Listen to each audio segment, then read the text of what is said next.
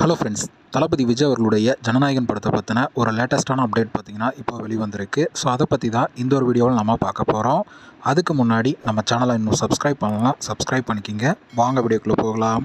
H Vinod அவர்களோட டைரக்ஷனில் KVN production தயாரிப்பில் தளபதி விஜய் அவர்கள் இப்போ நடிச்சிட்டு இருக்கிற படம் தான் ஜனநாயகன். இந்த படத்தில் இன்னும் ஒரு சில காட்சிகள் மட்டுமே படமாக்க வேண்டியது இருக்குது அப்படிங்கிற மாதிரி பார்த்திங்கன்னா தகவலாம் வெளிவந்துட்டுருக்கு. இந்த நிலையில் இந்த படத்தை அடுத்த வருடம் பொங்கலுக்கு ரிலீஸ் பண்ண போகிறோம் அப்படின்னு படக்குழு அஃபிஷியலாகவே அனௌன்ஸ்மெண்ட் பண்ணிட்டாங்க.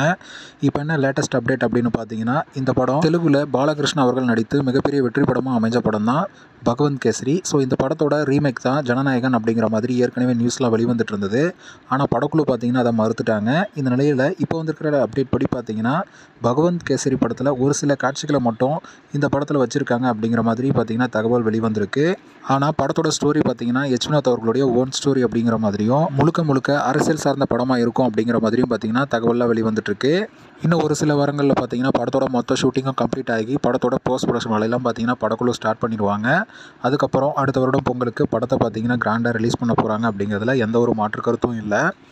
ஓகே ஃப்ரெண்ட்ஸ், இந்த ஒரு தகவல் பற்றி உங்களோட கருத்து என்ன அப்படிங்கிறத கமெண்ட்டில் சொல்லுங்கள். இந்த வீடியோ பிடிச்சிருந்தா லைக் பண்ணுங்கள், ஷேர் பண்ணுங்கள். இது போன்ற தளபதி பற்றின அப்டேட்களை தெரிந்து கொள்ள நம்ம சேனலை சப்ஸ்கிரைப் பண்ணி சப்போர்ட் பண்ணுங்கள். அடுத்த ஒரு வீடியோவில் பார்க்கலாம்.